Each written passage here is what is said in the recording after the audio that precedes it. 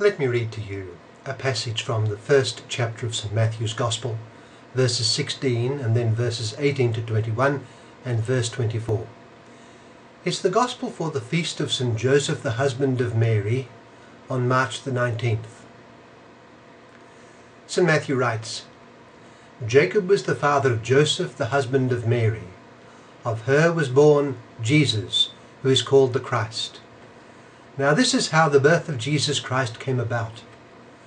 When his mother Mary was betrothed to Joseph, but before they lived together, she was found with child through the Holy Spirit.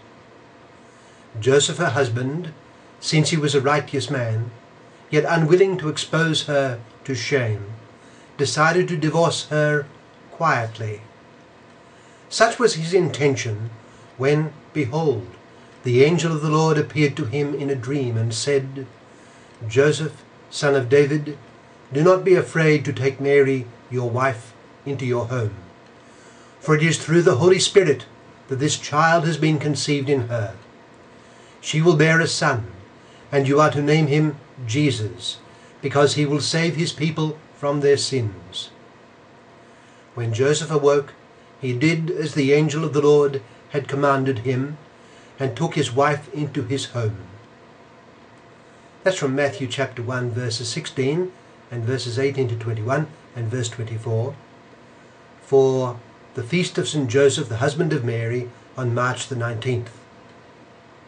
What does it suggest to us? Well, it suggests the grandeur of the ordinary life. What do I mean? Well, in ordinary life we tend to think that the little person does not matter much. You know, some historians maintain that the importance of the common people in shaping history is generally missed. I would propose that this is especially so in the case of those of the common people who are of great moral stature. At the time of her death, Therese of Lisieux in France was unknown beyond her convent.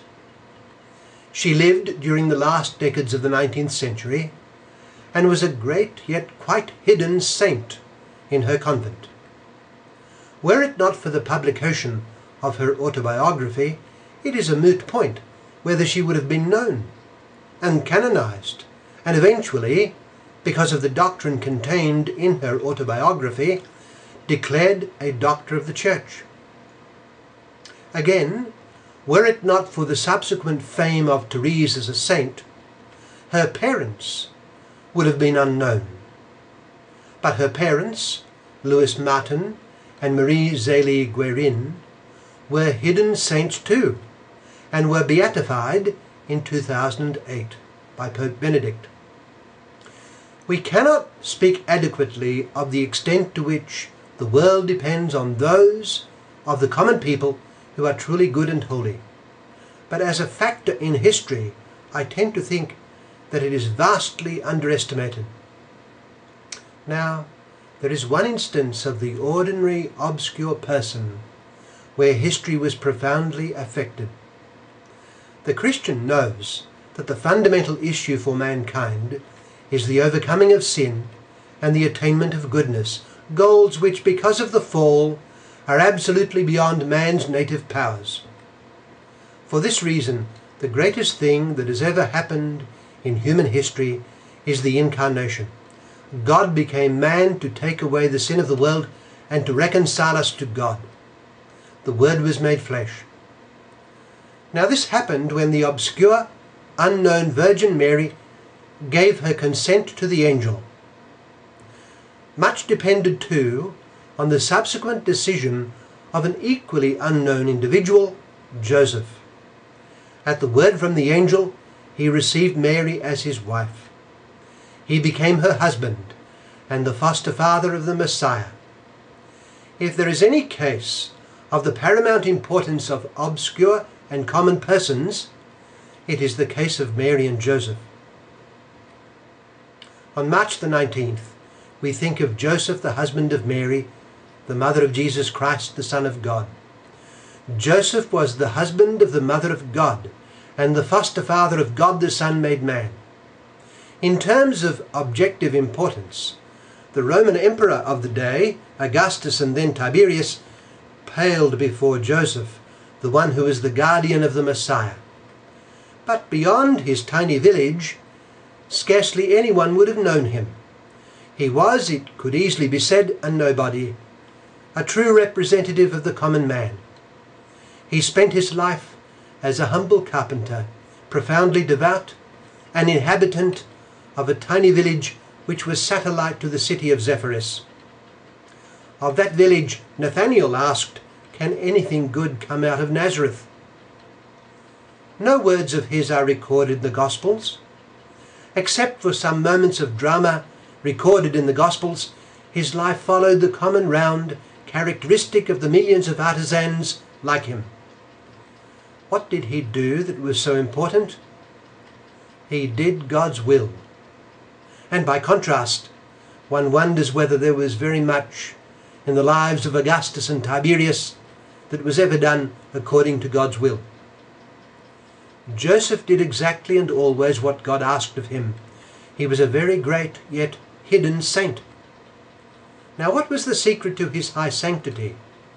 It was his continual intimacy with Jesus and Mary.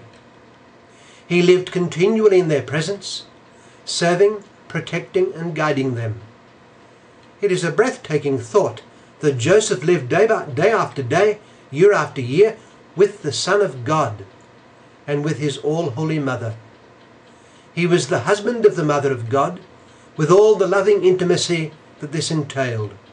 We can scarcely imagine the loftiness of the holy love that existed between them. How great a man, how great a husband was Joseph. But then, imagine being the foster father of God the Son made man, and knowing and loving and serving him so continually. Imagine the bond between the two, between Joseph and Jesus, forged day after day in their work and home life. With the exception of the love between mother and son, there has been nothing to equal it on the face of the earth. How could any saint attain the relationship with Jesus that Joseph had, with the exception of Mary, Jesus' own mother? How grand was the ordinary life of Joseph! If we want to gain a sense of the grandeur of ordinary life and the importance of the common person who fulfills his vocation to be good and holy, think of Joseph. No matter how ordinary our life may seem and how lacking in achievements and recognition, let us take inspiration from the person of St. Joseph, husband of Mary.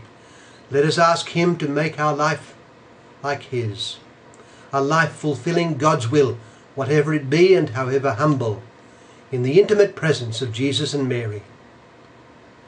Go to Joseph, many saints have urged. How could God refuse the intercession of the husband of Mary and the foster father of his Son?